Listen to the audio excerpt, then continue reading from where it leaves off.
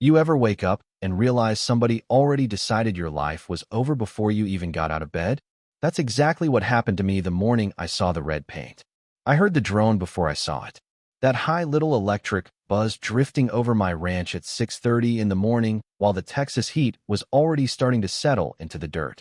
At first I thought maybe the county was surveying utility lines again. Happens sometimes out near Bastrop. I pulled on my boots, still half asleep, and stepped out onto the porch with cold coffee in one hand and my father's old reading glasses in the other. Then I saw the bulldozers. 3 of them, parked right along my fence line like they owned the place. Fresh orange barriers. Temporary construction fencing. Men in reflective vests unloading equipment while somebody hammered stakes into the ground hard enough I could feel it through the porch boards. And across the pasture, sprayed right into the grass every 20 feet, were giant red X marks. My stomach dropped before my brain even caught up.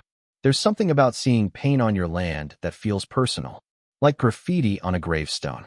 The smell hit me next. Fresh aerosol paint mixed with diesel exhaust and wet dirt from the irrigation ditch. I started walking down the gravel drive fast enough coffee sloshed over my hand. Halfway there, one of the construction guys glanced at me, then immediately looked away. That was the first moment I knew something wasn't right. People avoid eye contact when they already know they're standing somewhere they shouldn't be. The drone dipped lower overhead, filming the property from above while a woman's voice carried across the field talking about luxury development access and exciting community expansion. Then I saw the pink suit. Deborah Whitmore stood beside a white Mercedes SUV holding a clipboard against her chest, like she was unveiling a new shopping center instead of standing on land my family owned for almost 50 years. Bright fuchsia blazer, white blouse, pink heels sinking into my pasture mud while she acted annoyed the ground wasn't cleaner for her.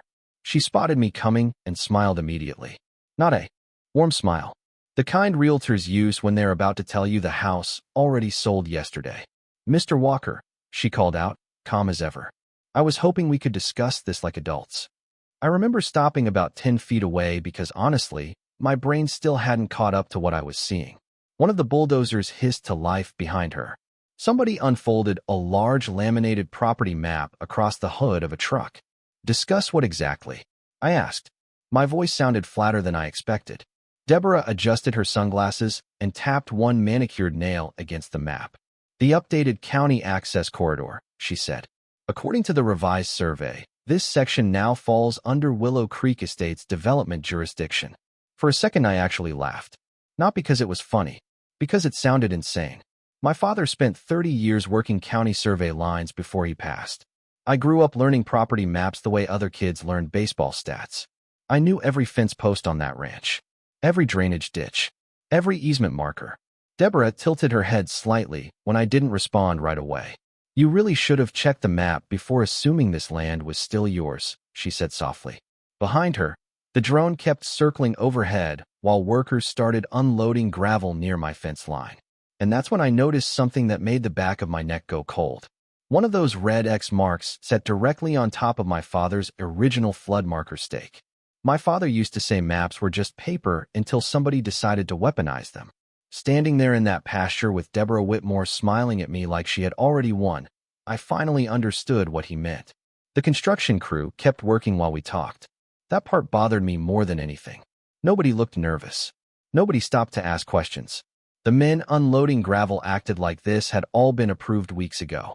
One guy in a faded yellow safety vest even waved a delivery truck farther down the fence line, while Deborah stood there in those ridiculous pink heels explaining my own property to me. I remember the heat already pressing down through my denim shirt even though it was barely 7 in the morning. Texas summers do not ease into the day. They hit all at once. Sweat started gathering under my collar, while diesel fumes drifted across the field thick enough I could taste them. You are standing on my family's land, I told her. Deborah gave me that same polite expression people use when explaining airport delays. The county survey update was finalized 3 weeks ago, she said. You should have received notice. I had not.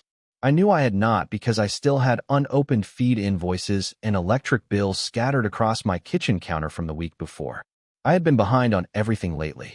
Ever since the engineering firm in Austin cut our contracts back in March, money had gotten tight enough that I started rationing air conditioning at night just to keep the electric bill manageable. That ranch looked valuable on paper, but paper does not pay property taxes. Deborah watched me carefully while I stared down at the map on the truck hood. I noticed she kept one manicured finger pressed near the lower corner, like she did not want the wind lifting it too much.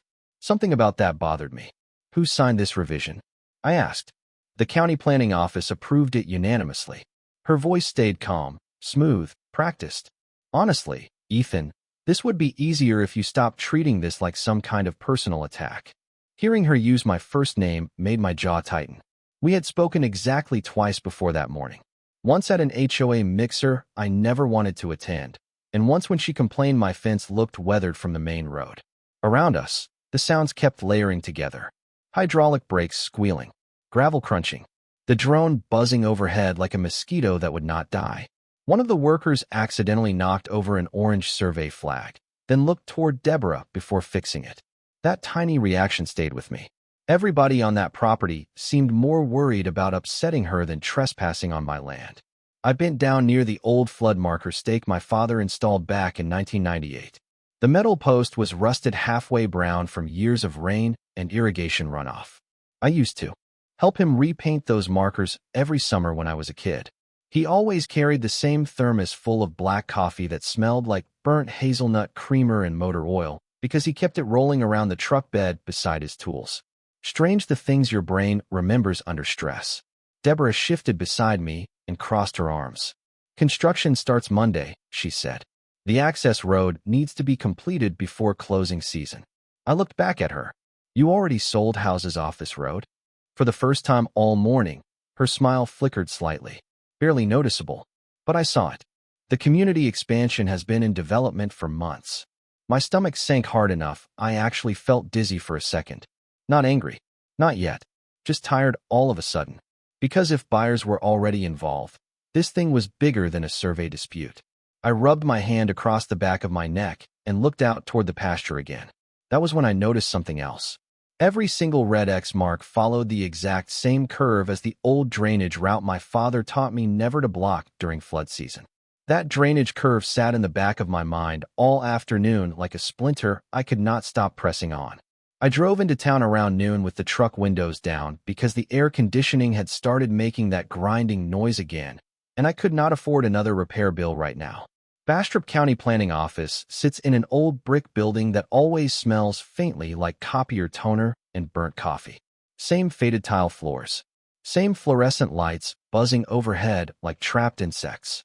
My father practically lived there during the 90s when the county started expanding east toward the river. Half the clerks still knew our last name, or at least they used to. The woman behind the counter that day barely looked up when I asked for the updated survey file. Second terminal on the left, she muttered. Her voice had that tired government employee sound like she had already answered the same question 50 times before lunch. I sat down at the public records computer while sweat dried stiff across the back of my shirt. The chair wobbled every time I moved. Somebody nearby kept coughing into a handkerchief while an old ceiling fan clicked overhead once every rotation. Little details like that stick in your head when your stress level is running too high. I pulled up the revised county map Deborah mentioned. Sure enough, there it was. A new access corridor slicing straight through the western edge of my ranch, exactly where those bulldozers were parked. According to the timestamp, the revision had been approved 23 days earlier. I stared at the screen long enough my eyes started burning. Then I noticed something strange. The revision request itself was missing. Usually county records show every stage of approval. Application, environmental review, easement filings, public comments. This one jumped straight from preliminary notation to final authorization like the middle pages had vanished. That is odd. The voice came from behind me. I turned and saw Dale Mercer standing there holding a foam cup of coffee. Dale used to work survey inspections with my father before retiring. Late 60s now. Thin as fence wire with nicotine-stained fingers and eyes that always looked half exhausted. Haven't seen you around here in a while, Ethan, he said quietly. Yeah, been trying not to. He glanced toward the counter before lowering his voice. You involved in that Willow Creek expansion mess? I nodded once. Dale let out a slow breath through his nose. Figured. He pulled the empty chair beside me closer, but did not sit down right away. almost like he was deciding whether talking to me was worth the trouble. That hesitation bothered me more than anything Deborah said earlier. "Your dad would have hated this," he finally muttered. Hated what exactly? Dale looked around the room again. Two clerks were whispering near the printer station. Neither one looked our direction, but their silence still felt intentional somehow. "There are people leaning hard on this project," he said carefully. "County wants development money. HOA wants expansion. Everybody's suddenly real interested in moving flood classifications around." The word flood hit me immediately. So they know about the drainage route. Dale finally sat down. His knees cracked loud enough several people looked over. "Ethan, listen to me real careful. You remember those seasonal overflow maps your father kept?" I nodded slowly. "Good. Because they disappeared from county storage 6 months ago." My stomach tightened hard enough I stopped breathing for a second. "Disappeared? Officially?" "Misfiled." He gave a dry laugh that carried no humor at all. "Unofficially? Nobody around here wants to talk about them anymore." Outside the front windows, thunderheads were starting to gather low across the horizon even though weather reports predicted clear skies all week. Texas storms do not always ask permission first. Dale rubbed his forehead and leaned closer toward me. "You did not hear this from me, but somebody from Willow Creek Estates has been pushing real hard to reclassify western drainage zones before hurricane season ramps up." I stared back at the computer screen where the revised access corridor still cut across my land in bright digital yellow. Then I noticed something else. The approval signature at the bottom of the revision file belonged to a county commissioner who retired almost 8 months earlier. By the time I got back to the ranch that evening, the air felt heavy enough to drink. Storm clouds hung low over the tree line, turning the whole property gray-green, like one of those old tornado documentaries my father used to watch with the sound turned too loud. I killed the truck engine and just sat there for a minute with both hands on the steering wheel. The cab smelled like hot vinyl and stale coffee. My phone battery was down to 8%, and I had 3 missed calls from a number I did not recognize. I already knew who it was before I listened to the voicemail. "Mr. Walker, this is a courtesy reminder from Willow Creek Estates legal representation regarding tomorrow's scheduled site preparation." Deborah's voice stayed perfectly calm even through speaker static. "Any interference with approved construction access may result in civil penalties." She sounded almost bored saying it, like she was reading grocery prices instead of threatening somebody's property. I deleted the voicemail without finishing it and stepped out into the heat. The ranch looked different already. That is the part nobody tells you about land disputes. The second strangers start measuring and marking your property, your own home stops feeling stable. Orange flags fluttered near the west fence line. Fresh tire tracks cut through grass my father spent years leveling after flood season. Even the cows were restless, clustered farther east away from the construction noise. Somewhere across the pasture, metal clanged against metal. I walked toward the old equipment shed with my boots sinking slightly into damp ground from last week's rain. My father built that shed himself in 1992 after the old barn partially flooded. The place always smelled like cedar dust, hydraulic fluid, and old paper. Usually that smell calmed me down. That evening it just made me feel tired. I found the flashlight hanging where he always kept it and started digging through storage cabinets looking for the overflow maps Dale mentioned. Half the shelves were buried behind old toolboxes, extension cords, and coffee cans full of rusted fence hardware. Dust coated everything thick enough it stuck to the sweat on my arms. At one point, I actually stopped and laughed quietly to myself because I realized I was searching for paperwork during a thunderstorm while some woman in a pink blazer tried stealing my ranch through zoning revisions. If somebody described this situation to me 6 months earlier, I probably would not have believed them either. Rain started tapping lightly against the tin roof overhead. Then my phone buzzed again. This time it was my neighbor, Travis Bennett. He lived about half a mile south and usually only called when cattle got loose or power lines went down. "You home?" he asked immediately. His voice sounded tense. "Yeah. What?" There was a pause long enough I thought the call dropped. Then he lowered his voice. "Deborah had people over at the clubhouse tonight." "Okay." She told residents your drainage ditch has become a liability issue. I leaned against the workbench slowly. "What does that mean?" "Means she is telling folks your property floods are threatening home values." Rain hit the roof harder now, steady and loud. Travis sighed into the phone. "Look, I should not even be calling, but she is pushing this narrative real hard. saying your land has become unsafe and the new access road fixes emergency evacuation concerns. I felt something cold settle in my stomach. Not panic exactly. Worse, understanding. Deborah was not just changing maps.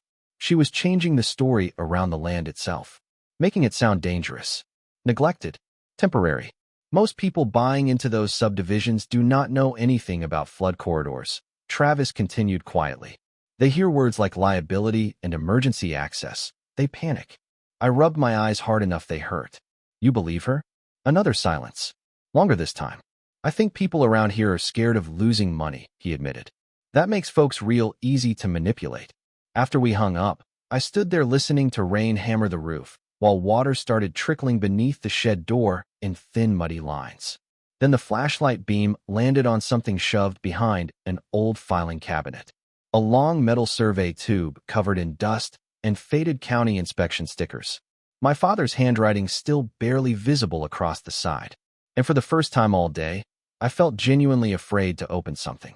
The cap on the survey tube stuck halfway when I tried twisting it open.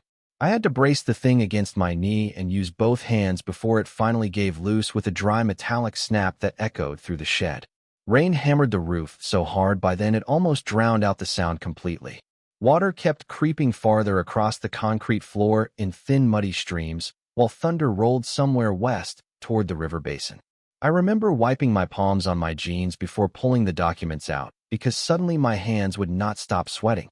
Inside the tube were 4 rolled maps tied together with faded red tape and 1 sealed manila envelope with my father's handwriting across the front. Do not file county copy. My chest tightened the second I read that. I sat down slowly on the old wooden stool near the workbench because my legs suddenly felt weak. The stool creaked under me the same way it always had when Dad used to sharpen fence tools there after dinner. Funny how your brain notices things like that when stress gets bad enough. For a minute, I just listened to the storm and stared at the envelope without opening it. Part of me honestly did not want to know what was inside, because deep down I already knew this situation was turning into something bigger than a zoning dispute. Bigger than Deborah. Bigger than some petty HOA power trip. The paper inside smelled faintly like mildew and machine oil when I finally unfolded it. Old engineering notes. Drainage calculations. Federal flood routing references. Half the pages were covered in my father's handwriting. Numbers circled in red ink. Arrows pointing toward the western overflow channel running directly beneath the section Deborah wanted paved over. Then I found the map. Not a county copy. Original survey overlay. Hand-drawn revisions layered over aerial topography from the late 1990s. My father used to make these himself before digital systems replaced most field drafting. And right there across the lower section in block letters was something I had not seen in almost 20 years. Emergency spill corridor. Protected overflow route. Federal coordination required. I leaned back hard enough the stool nearly tipped over. Rainwater dripped steadily from the edge of the workbench while thunder rattled the loose tin siding outside. The access road Deborah approved cut directly through the middle of the protected corridor. Not near it. Through it. I stared at the page so long the flashlight started dimming beside me. Then another realization hit me almost immediately afterward. If this map was real, somebody inside county planning knowingly removed federal flood protections from the revised survey. My stomach turned. I actually stood up and paced the shed for a minute trying to calm myself down. Outside, lightning flashed bright enough through the open doorway that I could see rain pouring across the pasture exactly along the same curve as those red construction markings. Same drainage route. Same flow path. My father warned me about that corridor my entire childhood. Water remembers where it belongs, he used to say whenever storms rolled through. I grabbed my phone and took photos of every page as fast as I could because suddenly I did not trust leaving those documents anywhere. Halfway through, another text notification popped up from an unknown number. Tomorrow at 9 a.m. county inspection team arriving on site. Cooperation recommended. No signature. No contact information. Just the message. I stared at it while rain pounded outside hard enough to blur the entire pasture beyond the doorway. Then my phone buzzed again almost immediately. This time it was Travis. "You seeing this storm?" he asked before I could answer. "Yeah." Western ditch already backing up. I walked to the shed entrance and looked across the property. Water was moving fast now. faster than it should have after only 30 minutes of rain. Then I saw headlights bouncing slowly down the ranch road toward my house through the storm. White SUV. Even from half a mile away, I could already see the reflection of bright pink against the windshield. Deborah stepped out of the SUV holding an umbrella that barely helped against the rain blowing sideways across the pasture. Even soaked by the storm, that pink suit somehow still looked pressed and expensive. Her heels sank into the mud near the shed entrance, and for the first time since this whole thing started, I saw a genuine irritation flash across her face. Not fear, just annoyance that nature was inconveniencing her. The headlights from her Mercedes cut across the rain hard enough to throw shadows all over the inside of the shed. I instinctively slid the survey maps halfway beneath an old welding tarp before she reached the doorway. "Quite a storm," she said, raising her voice over the thunder. I did not answer immediately. Honestly, I was still trying to figure out why she came out here herself instead of sending another lawyer email. Deborah glanced toward the scattered documents on the workbench, then back at me. "You have not responded to the county compliance notices." "Funny thing," I said. "Neither did the flood corridor." She stared at me for a second too long after that. Tiny reaction, barely visible. But enough. Rainwater dripped steadily from the edge of her umbrella while lightning flickered somewhere behind the tree line. "Ethan," she said carefully, "I think you are misunderstanding the purpose of this project." "Am I?" She stepped farther into the shed, wrinkling her nose slightly at the smell of wet cedar and machine oil. "Willow Creek is investing millions into this expansion. Emergency access improvements benefit everyone involved, including you." I almost laughed again hearing her say emergency access. That phrase suddenly sounded rehearsed, like somebody coached her on exactly which words to repeat. "You know that drainage route floods every hurricane season," I said. "That road should never be paved." Deborah folded her arms tighter across her chest. "The county engineers disagree. My father was one of the county engineers." Silence. Not dramatic silence either. Just uncomfortable human silence while rain hammered the roof loud enough we both had to stand there thinking about what to say next. Somewhere outside, one of my cattle let out a low, uneasy sound near the eastern fence line. Deborah finally looked away first. "Your father retired a long time ago." "Yeah," I said quietly. "Right before those flood records disappeared." That landed harder than I expected. Her expression changed for maybe half a second before she corrected it again. But I saw it. Same way you notice a driver touch the brakes before changing lanes. Small movement, big meaning underneath. Deborah slowly removed her sunglasses, even though it was nearly dark outside now. "You should be very careful accusing people of misconduct. You came to my property during a thunderstorm to threaten me personally. I think we passed careful a while ago." Another lightning flash rolled across the pasture. This one close enough the lights inside the shed flickered briefly. Then both of us heard it at the same time. Water. Fast-moving water. Deborah turned toward the open doorway as muddy runoff surged through the western drainage channel beyond the pasture fence. Even in the storm darkness, I could see the flow line clearly now, straight through the exact section they marked for construction. The temporary orange survey flags were already bending sideways in the current. Deborah stared at it without speaking. I honestly do not think she expected the storm to hit this hard tonight. "This is seasonal overflow," I said. "And this is only from a 30-minute storm." She kept watching the water move. Then she said something that made my stomach drop all over again. "The revised environmental report classified this channel inactive." I turned slowly toward her. "You read the report yourself?" Deborah realized immediately she said too much. She looked back toward me and forced that controlled smile again, but it came too late this time. "I oversee all development communications," she replied. Too polished. Too fast. I suddenly understood something that had been bothering me since the county office. Deborah was not just repeating information she got from planners. She had direct involvement in the flood reclassification process itself. Outside, another orange survey marker tore loose and disappeared into the muddy current. Deborah watched it float away in silence while rain pounded the roof hard enough to shake dust from the rafters overhead. Then her phone buzzed in her hand. She looked down at the screen, and for the first time since I met her, the color drained slightly from her face. Deborah turned the phone screen away so fast it almost looked automatic, but not before I caught one word across the notification banner. "Core." Just that. Nothing else. Army Corps maybe. Flood control. My pulse kicked harder immediately. She slipped the phone into her blazer pocket and straightened her posture again, like she could physically force the conversation back under control. I should go, she said. Road conditions are getting worse. I looked past her toward the drainage corridor where muddy water kept building faster around the temporary survey stakes. Probably should have thought about that before paving a flood route. Her jaw tightened slightly. Not dramatic. Just enough tension near her cheek that the mask slipped for half a second. You are making assumptions based on outdated information. Then why are you here in the middle of a storm? Another uncomfortable silence settled between us while rain battered the shed roof hard enough to drown out everything else.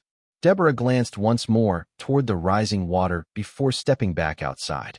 I watched her carefully pick her way through the mud in those pink heels while thunder rolled low over the property. The whole scene felt surreal in the worst possible way.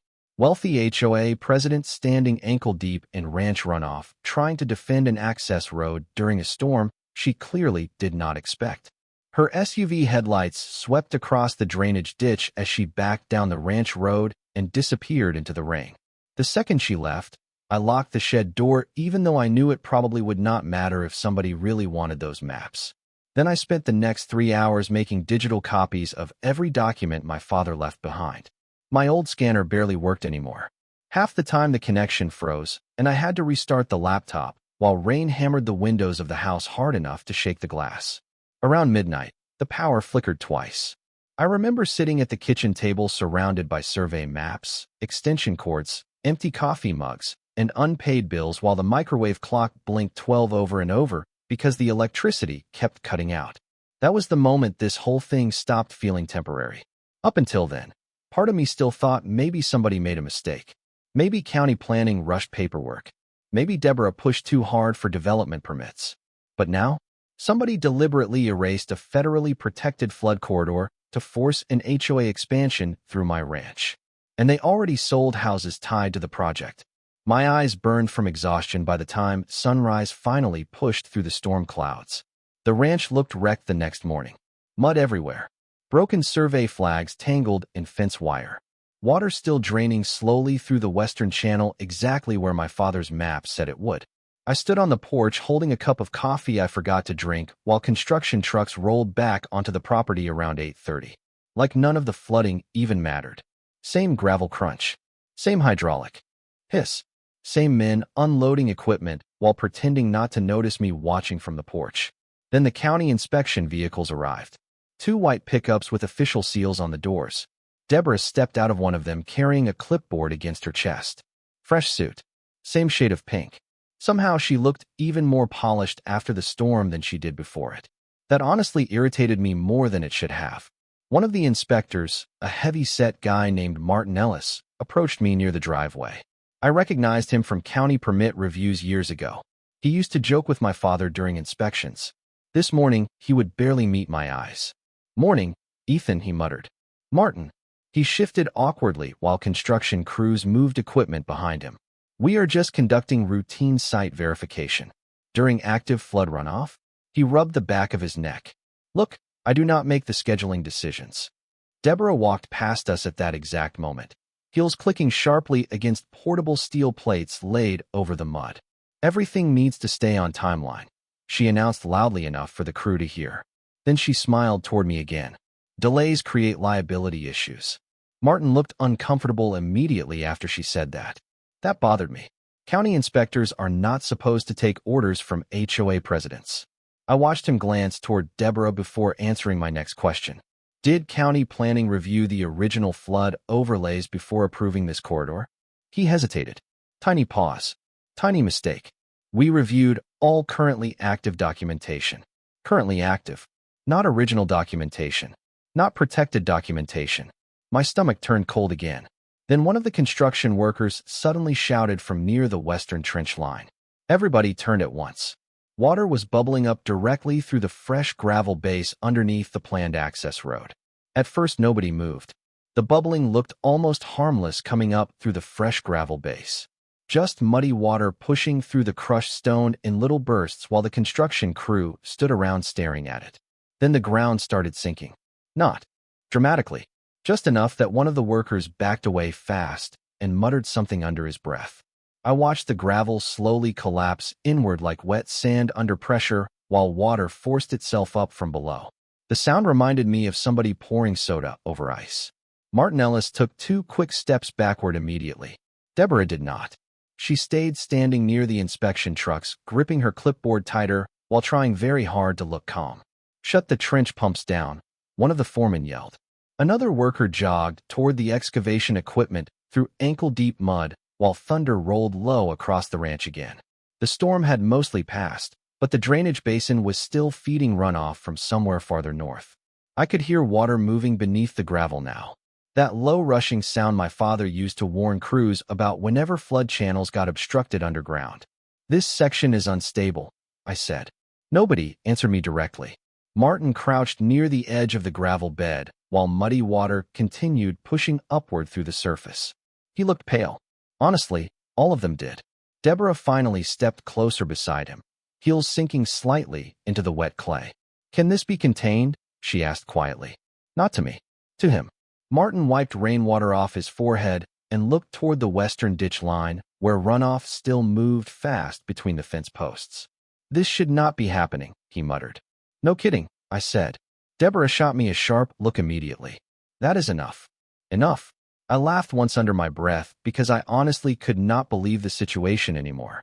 You paved over a flood corridor, and now you are surprised water exists.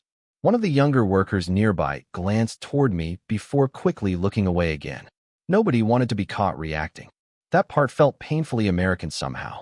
Everybody knew something was wrong, but nobody wanted responsibility attached to them personally. Martin slowly stood back up and brushed mud off his knees. "We may need to suspend activity pending additional review." Deborah turned toward him so fast her sunglasses nearly slipped down her nose. "No," she said immediately. "The corridor already passed inspection." "Partial inspection," Martin corrected quietly.